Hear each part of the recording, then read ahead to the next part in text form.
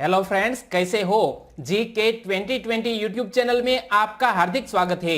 23 अप्रैल के इस current affair video को आप ध्यान से देखिए और बाद में आप सोचिए कि इसी तरह का करंट अफेयर का वीडियो आपने जो एक साल तक के लिए देख लिया तो मान करके चलिए आपका जो सोचने का तरीका है वो पूरी तरह बदल जाएगा और आपकी आने वाली एग्जामिनेशन में करंट अफेयर का एक सिंगल क्वेश्चन भी गलत नहीं हो सकता, यह हमारा वादा है। और आज के वीडियो के लास्ट में मैं आपसे एक क्वेश्चन पूछूंगा जिसका आंसर आपको नीचे कमेंट बॉक्स में देना है और आज के वीडियो के क्वेश्चन की पीडीएफ फाइल नीचे डिस्क्रिप्शन में लिंक मिल जाएगी, वहां से आप डाउनलोड कर सकते हैं, पढ़ सकते हैं। तो चलिए आज का वीडियो हम स्टार्ट करते हैं कोरोना वायरस अपडेट से। देश में कोविड-19 रोगियों के ठीक होने की दर 19.89% हो गई है, जो अन्य देश के मुकाबले काफी अच्छी है। संक्रमित लोगों की संख्या देश में 21,700 और इनमें से 4,325 रोगियों को ठीक होने के बाद अस्पताल से छुट्टी दे दी गई है और 686 रोगियों की मौत हो चुकी है। और इसी के साथ साथ हम कोरोना वायरस अपडेट की और बात भी जान ले। स्वास्थ्य कर्मियों की सुरक्षा के लिए महामारी आपदा अधिनियम 1897 में संशोधन का अध्यादेश लागू हो गया है और रक्षा मंत्री राजनाथ सिंह ने वीडियो कॉन्फ्रेंसिंग के जरिए कोविड-19 के नमूनों की जांच के लिए मोबाइल विषाणु विज्ञान अनुसंधान और जांच प्रयोगशाला का शुभारंभ भी किया है। तो यह बात थी कोरोना वायरस अपडेट की और अब हम शुरू करते हैं पहले क्वेश्चन से। आज का पहला क्वेश्चन, पहले सैन्य उपग्रह नूर को किसने सफलतापूर्वक लॉन्च किया है। तो पहले सैन्य उपग्रह जिसका नाम है नूर और उसे सफलतापूर्वक लॉन्च किया है ईरान देश की सरकार ने, यानी कि इस क्वेश्चन का सही आंसर है ईरान। तो इनसे जुड़े हुए और भी क्वेश्चन बन सकते हैं, जैसा कि पहले सैन्य उपग्रह नूर को सफलतापूर्वक कब लॉन्च किया गया। 22 अप्रैल 2020 को इस उपग्रह को सफलतापूर्वक लॉन्च किया गया। कहां से लॉन्च किया गया? ईरान के मध्य रेगिस्तान से उसे लॉन्च किया गया है और यह प्रक्षेपण ईरान के सैन्य जनरल कासिम सुलेमानी की हत्या के बाद ईरान और अमेरिका के मध्य बढ़ते तनाव के बाद किया गया है। और यहां हम बात करते हैं ईरान की। तो पहले तो यहां आप मैप में देखिए, यहां पर स्थित है यह ईरान। ईरान के अगल बगल में टर्की, इराक, तुर्कमेनिस्तान, अफगानिस्तान और पाकिस्तान जैसे देश स्थित है। ईरान की कैपिटल का नाम क्या है? तेहरान। ईरान के वर्तमान राष्ट्रपति है हसन रूहानी और ईरान की करेंसी का नाम है ईरानियन रियाल और क्षेत्रफल की दृष्टि से यह विश्व में 18वें नंबर पर है ईरान। तो बस ईरान के बारे में आपको इतनी बेसिक इंफॉर्मेशन होनी चाहिए। तो दोस्तों, हर क्वेश्चन से जुड़ी इस तरह ही इंपॉर्टेंट बात मैं आपके सामने रखता हूं और हमारा यह तरीका आपको कैसा लगता है प्लीज कमेंट सेक्शन में जरूर बताना और बात अच्छी लगती है तो लाइक भी करना। दूसरा क्वेश्चन, WHO के आकलन के अनुसार सन 2030 से लेकर 2050 के बीच निम्न में से किस कारण प्रति वर्ष 2.5 लाख लोग मारे जाने का डर है। WHO ने हाल ही में आकलन किया है कि प्रति वर्ष 2.5 लाख लोग मारे जाएंगे और इसके कारण हो सकते हैं तेज गर्मी और लू के प्रभाव, मलेरिया, डायरिया और डेंगू जैसी बीमारियों के बढ़ते प्रकोप, तटीय क्षेत्रों में आने वाली बाढ़ और चौथा है बच्चों की बचपन में ही मौत। तो इन सभी कारणों से लगभग 2030 से लेकर 2050 तक 2.5 लाख लोगों की मौत हो सकती है, यानी कि इस क्वेश्चन का अब सही आंसर है उपरयुक्त सभी। और बात करते हैं WHO की। तो WHO संयुक्त राष्ट्र संघ की एक आनुषंगिक इकाई है। WHO की स्थापना 7 अप्रैल 1948 को की गई थी। WHO का मुख्यालय स्विट्जरलैंड के जेनेवा शहर में स्थित है। WHO के वर्तमान प्रमुख है टेड्रोस अधनोम घेब्रेयेसस और भारत WHO का सदस्य देश है और भारत में WHO का हेडक्वार्टर नई दिल्ली में स्थित है। WHO का पूरा नाम वर्ल्ड हेल्थ ऑर्गेनाइजेशन और ऑफिशियल लोगो भी आप देख सकते हैं। तीसरा क्वेश्चन, बॉर्डर रोड ऑर्गेनाइजेशन ने 484 मीटर लंबे एक नए स्थायी पुल का निर्माण किस नदी पर किया है? हमारे बॉर्डर रोड ऑर्गेनाइजेशन ने हाल ही में रावी नदी पर एक 484 मीटर लंबे एक स्थायी पुल का निर्माण किया है और इसीलिए इस क्वेश्चन का सही आंसर है रावी रिवर। और बात करें BRO की, तो BRO ने देश के बाकी हिस्सों से पंजाब के कासोवाल एन्क्लेव को जोड़ने के लिए रावी नदी पर 484 मीटर लंबे एक स्थायी पुल का निर्माण किया है और इस पुल का निर्माण प्रोजेक्ट चेतक के तहत किया गया है और इसीलिए इस प्रोजेक्ट को क्या नाम दिया गया है वो मत भूलिएगा, प्रोजेक्ट चेतक। और इस पुल को बनाने की जो लागत है वो 17.89 करोड़ रुपए की आई है। और बात करते हैं इस नदी रावी की, तो यह सिंधु नदी की एक सहायक नदी है और रावी नदी हिमाचल प्रदेश के कांगड़ा जिले में रोहतांग दर्रे से निकलती है और पंजाब के पठानकोट जिले में रावी नदी पर थीन बांध बनाया गया है जो यहां आप इमेज में देख सकते हैं। और इस बांध से जो निर्मित यह जो सरोवर बना है इसे नाम दिया गया है रणजीत सागर। तो रणजीत सागर बांध के नाम से भी जाना जाता है, यह बात मत भूलिएगा। चौथा क्वेश्चन, हाल ही में ई लर्निंग सामग्री को विकसित करने के लिए राष्ट्रीय कार्यक्रम विद्यादान 2.0 का शुभारंभ किसने किया? विद्यादान 2.0 का शुभारंभ किया है हमारे देश के शिक्षा मंत्री ऐसे रमेश पोखरियाल निशंक ने। यानी कि इस क्वेश्चन का सही आंसर है ऑप्शन डी, रमेश पोखरियाल निशंक। और यह विद्यादान 2.0 कार्यक्रम है क्या? तो यहां आप देखिए, a program of the nation for the nation and by the nation to ensure continuity of quality learning, यानी कि हमारी शिक्षा में गुणवत्ता लाने हेतु यह विद्यादान 2 प्रोजेक्ट हाल ही में लॉन्च किया गया है। तो इस राष्ट्रीय कार्यक्रम में विभिन्न शिक्षाविदों एवं शैक्षिक संगठनों को पाठ्यक्रम के अनुसार ई लर्निंग सामग्री विकसित करने और इसमें योगदान देने के लिए जोड़ा जाएगा। और यहां देख सकते हैं हमारे MHRD मिनिस्टर रमेश पोखरियाल निशंक को। पांचवा क्वेश्चन, प्रतिवर्ष वैश्विक स्तर पर अंग्रेजी भाषा दिवस कब मनाया जाता है? हर साल अंग्रेजी भाषा दिवस यानी कि इंग्लिश लैंग्वेज डे मनाया जाता है 23 अप्रैल को। यानी कि इस क्वेश्चन का सही आंसर है 23 अप्रैल। हर साल मनाया जाता है यह इंग्लिश लैंग्वेज डे। तो इनसे जुड़ा हुआ एक और क्वेश्चन कि 23 अप्रैल को अंग्रेजी भाषा दिवस क्यों मनाया जाता है? क्योंकि 23 अप्रैल 1616 को अंग्रेजी के विख्यात कवि और नाटककार विलियम शेक्सपियर की मृत्यु हुई थी और जिसके कारण 23 अप्रैल को अंग्रेजी भाषा दिवस के रूप में चुना गया है।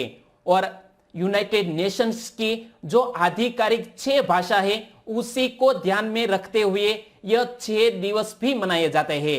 और अरबी भाषा दिवस 18 दिसंबर को, फ्रेंच भाषा दिवस 20 मार्च को, स्पेनिश भाषा दिवस 23 अप्रैल को, चीनी भाषा दिवस 20 अप्रैल को और रूसी भाषा दिवस 6 जून को मनाया जाता है।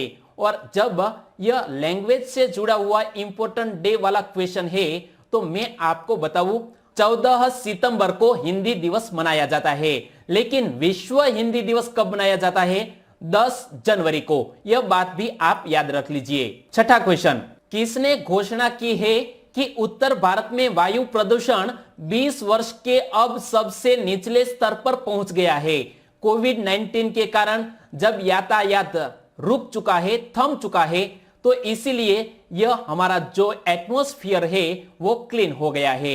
और इसीलिए हाल ही में नासा ने यह घोषणा की है कि पिछले 20 साल से इसी तरह का हमारा एटमॉस्फेयर है वो क्लीन नहीं हुआ था, लेकिन अब हो गया है। यानी कि इस क्वेश्चन का सही आंसर है नासा। हाल ही में नासा के सैटेलाइट्स के माध्यम से प्राप्त जानकारी के अनुसार एरोसोल अर्थात वायुमंडल में मौजूद धूल के सूक्ष्म कण काफी कम हो गए हैं। और एरोसोल न सिर्फ दृश्यता यानी कि विजिबिलिटी घटाते हैं बल्कि इनसे फेफड़ों से संबंधित बीमारियां भी होती है और इसीलिए फेफड़ों से भी जुड़ी बीमारियां कम हो जाएगी। और बात करते हैं नासा की, तो नासा से जुड़ा हुआ यह क्वेश्चन मैंने आपको कुछ सप्ताह पहले भी बताया था कि हाल ही में सनराइज मिशन की घोषणा किसने की? सनराइज मिशन की घोषणा भी की है नासा ने। तो यह सनराइज मिशन है क्या? सनराइज का पूरा नाम है सन रेडियो इंटरफेरोमीटर स्पेस एक्सपेरिमेंट और नासा ने 30 मार्च 2020 को इस मिशन की घोषणा की है और इस मिशन का उद्देश्य है सौर तूफानों का अध्ययन तथा सौर प्रणाली के कार्यों को समझना। और नासा की बात आती है तो इनसे जुड़ा हुआ एक और क्वेश्चन मैंने आपको बताया था कि हाल ही में किस अंतरिक्ष एजेंसी ने इलेक्ट्रिक विमान का प्रदर्शन किया? इलेक्ट्रिक विमान का प्रदर्शन भी नासा ने किया है और नासा का मुख्यालय कहां पर स्थित है? अमेरिका के वॉशिंगटन डीसी में। नासा की स्थापना 29 जुलाई 1958 को हुई। नासा के वर्तमान प्रमुख है जिम ब्रैडस्टाइन और नासा का पूरा नाम क्या होता है? National aeronautics and space administration NASA का पूरा नाम है। 7वां क्वेश्चन, हाल ही में आपदा मित्र ऐप और हेल्पलाइन नंबर किस राज्य की सरकार ने लॉन्च किया? आपदा मित्र नामक एक एप्लीकेशन और हेल्पलाइन नंबर लॉन्च किया है कर्नाटक राज्य की सरकार ने और इसीलिए इस क्वेश्चन का सही आंसर है कर्नाटक। तो हेल्पलाइन नंबर यह टोल फ्री नंबर है। तो यह नंबर क्या है? टोल फ्री हेल्पलाइन नंबर है 14410 और आपदा मित्र एप्लीकेशन का उद्देश्य क्या है? तो कोविड-19 पर चिकित्सा सहायता और परामर्श प्रदान करने हेतु यह आपदा मित्र एप्लीकेशन लॉन्च किया गया है और यहां आप देख सकते हैं इस एप्लीकेशन को लॉन्च करते हुए कर्नाटक के चीफ मिनिस्टर बीएस येदियुरप्पा। तो ये दोनों प्लेटफॉर्म कोरोना हॉटस्पॉट क्षेत्रों में रहने वाले लोगों तक पहुंचने में मदद करेगा। और बात करते हैं कर्नाटक की, तो कर्नाटक से जुड़े हुए कुछ क्वेश्चन की हम चर्चा करें। हाल ही में कंबाला त्योहार किस राज्य में आयोजित किया गया? कंबाला त्योहार आयोजित किया गया है कर्नाटक में और कंबाला सुपर स्प्रिंटर श्रीनिवास गौड़ा भी सुर्खियों में रहे थे क्योंकि श्रीनिवास गौड़ा की तुलना यूसेन बोल्ट के साथ की गई थी। और बात करते हैं कर्नाटक की, तो इनसे जुड़ा हुआ एक और क्वेश्चन भी करंट अफेयर में था कि हाल ही में हंसराज भारद्वाज का निधन हो गया। वे किस राज्य के पूर्व राज्यपाल थे? कर्नाटक राज्य के पूर्व राज्यपाल थे हंसराज भारद्वाज, जिसका भी हाल ही में निधन हो गया है। और बात करते हैं कर्नाटक की, तो पहले तो यहां आप मैप में देखिए, ये है कर्नाटक जो गोवा, महाराष्ट्र, तेलंगाना, आंध्र प्रदेश, तमिलनाडु और केरल से जुड़ा हुआ है। कर्नाटक राज्य का गठन 1 नवंबर 1956 को किया गया। कर्नाटक की कैपिटल का नाम है बेंगलुरु। कर्नाटक के वर्तमान राज्यपाल है वजुभाई वाला और कर्नाटक के मुख्यमंत्री है बीएस येदियुरप्पा और कर्नाटक का राजकीय पुष्प है कमल। कर्नाटक का राजकीय पशु है हाथी, राजकीय वृक्ष है चंदन और राजकीय पक्षी है नीलकंठ। 8वां क्वेश्चन, हाल ही में किस देश में आयोजित होने वाले वर्ल्ड गेम्स के 11वें संस्करण का लोगो और टाइटल का अनावरण किया गया? तो अमेरिका में आयोजित होने वाला है यह वर्ल्ड गेम्स का 11वां संस्करण, यानी कि इस क्वेश्चन का सही आंसर है अमेरिका। और जब इस 11वें संस्करण का लोगो और टाइटल जारी किया गया है तो यहां आप इमेज में देखिए।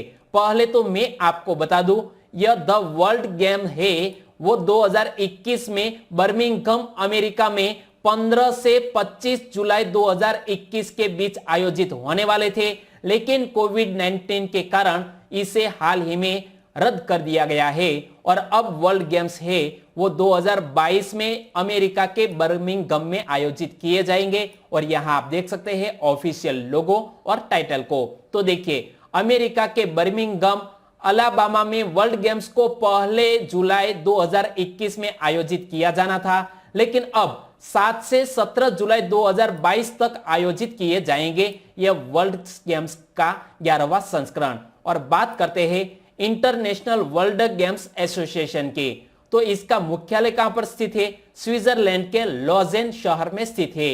और इंटरनेशनल वर्ल्ड गेम्स एसोसिएशन के वर्तमान अध्यक्ष कौन है? जोस पेरुरेना लोपेज, जो यहां आप इमेज में देख सकते हैं। और इस इंटरनेशनल वर्ल्ड गेम्स एसोसिएशन के सीईओ कौन है? तो जोआचिम गोसो, जो यहां आप इमेज में देख सकते हैं वो इसके सीईओ है। 9वां क्वेश्चन, बैडमिंटन वर्ल्ड फेडरेशन अभियान में राजदूत के रूप में किसको नामित किया गया है?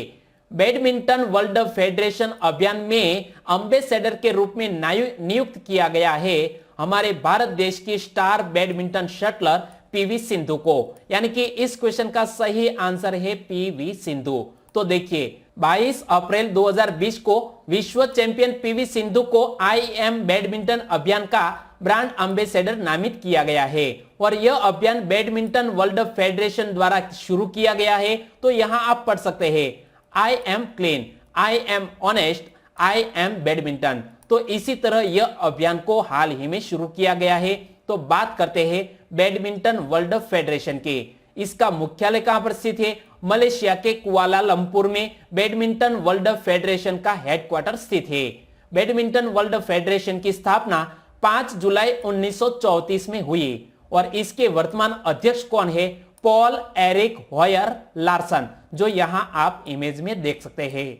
10वां क्वेश्चन, हाल ही में विश्व पुस्तक तथा कॉपीराइट दिवस कब मनाया गया? हर साल विश्व बुक तथा कॉपीराइट दिवस मनाया जाता है 23 अप्रैल को, यानी कि इस क्वेश्चन का सही आंसर है 23 अप्रैल और यह दिवस मनाया जाता है। तो हम बात करें इस विश्व पुस्तक दिवस की, तो इस विश्व पुस्तक दिवस मनाने का उद्देश्य क्या है? लोगों और किताबों के बीच बढ़ती दूरी को कम करने हेतु हर साल 23 अप्रैल को world book and copyright day मनाया जाता है। किसके द्वारा मनाया जाता है? तो देखिए विश्व पुस्तक दिवस का आयोजन यूनेस्को द्वारा किया जाता है। किसके द्वारा? यूनेस्को द्वारा। और मैंने कई बार आपको यूनेस्को के बारे में बताया है, लेकिन यदि आपको आज याद है तो नीचे कमेंट में यूनेस्को के बारे में भी लिखिए। और हम बात करें इस world book and copyright day के, तो पहली बार पुस्तक दिवस कब मनाया गया था? 23 अप्रैल 1995 को पहली बार पुस्तक दिवस मनाया गया था। यूनेस्को विश्व पुस्तक राजधानी किसको घोषित किया गया है? यूनेस्को विश्व पुस्तक राजधानी घोषित किया गया है एथेंस को, और एथेंस विश्व पुस्तक राजधानी घोषित हुआ जाने वाला 18वां शहर है, यह बात भी याद रख लीजिए। 11वां क्वेश्चन, वॉश करो नामक एक नई मोबाइल ऐप किसने विकसित की? वॉश करो नामक एक मोबाइल ऐप विकसित की है IIIT दिल्ली ने, यानी कि इस क्वेश्चन का सही आंसर है IIIT दिल्ली। और यहां आई का 3 बार यूज किया गया है। IIIT दिल्ली का पूरा नाम क्या होता है? Indraprastha institute of information technology, और उन्होंने यह वॉश करो ऐप डेवलप किया है। तो यह मोबाइल ऐप लोगों के नजदीक मौजूद कोरोना वायरस हॉटस्पॉट जोन के बारे में चेतावनी देगा। और IIIT दिल्ली के निदेशक कौन है? रंजन बॉस, जो यहां आप इमेज में देख सकते हैं। 12वां क्वेश्चन, निम्न में से किसकी बुक ने विलियम ई कॉल्बी पुरस्कार जीता? तो एडम हिगिन बॉटम ने हाल ही में विलियम ई कॉल्बी पुरस्कार जीत लिया है, यानी कि इस क्वेश्चन का सही आंसर है एडम हिगिन बॉटम। और बात करें इस पुरस्कार की, एडम हिगिन बॉटम की पुस्तक midnight in Chernobyl the untold story of the world's greatest nuclear disaster, जिसकी फ्रंट पेज भी यहां आप देख सकते हैं, तो इस किताब ने विलियम ए कॉल्बी पुरस्कार जीता है। और यह पुरस्कार सैन्य या खुफिया इतिहास पर लिखी अब तक की उत्कृष्ट पुस्तक के लिए जीता है। और यहां आप देख सकते हैं एडम हिगिन बॉटम को, और उन्होंने यह किताब लिखी है। 13वां क्वेश्चन, हाल ही में औषधीय उपयोग के लिए भांग की खेती को किसने वैध किया है? भांग की खेती को वैध किया है हाल ही में लेबनान कंट्री ने, और इसीलिए इस क्वेश्चन का सही आंसर है लेबनान। और औषधीय उपयोग के लिए हाल ही में इस भांग की खेती को वैध किया है। तो लेबनान की संसद ने चिकित्सा और औद्योगिक उपायों के लिए भांग की खेती को वैध करने का कानून पास किया है। और इसके पहले लेबनान में भी भांग की खेती करना अवैध था, लेकिन अब इस कानून के पास होने के बाद देश में भांग की खेती नियमित रूप से की जा सकेंगी। और बात करते हैं लेबनान के, तो पहले तो यहां आप मैप में देखिए, यह है लेबनान कंट्री, जिसके अगल बगल में सीरिया, जॉर्डन, इजिप्ट जैसे देश स्थित है और लेबनान के वर्तमान प्रधानमंत्री कौन है? हसन दीब। प्रधानमंत्री हसन दीब है और लेबनान की कैपिटल का नाम है बेरूत। लेबनान की करेंसी का नाम है लेबनानी पाउंड। और अब हम बात करते हैं पिछले वीडियो के क्वेश्चन की। तो मैंने पिछले वीडियो में क्वेश्चन पूछा था कि हाल ही में सीमा सड़क संगठन ने किस राज्य में दापोरिजो ब्रिज का उन्नयन किया है? दापोरिजो ब्रिज का उन्नयन किया गया है अरुणाचल प्रदेश में। और इस क्वेश्चन का सही आंसर दिया है अल्केश राठौड़ ने। अल्केश राठौड़ ने इसके बारे में डिटेल में लिखा है कि कैपिटल ईटानगर, राज्यपाल बीडी मिश्रा, मुख्यमंत्री पेमा खांडू।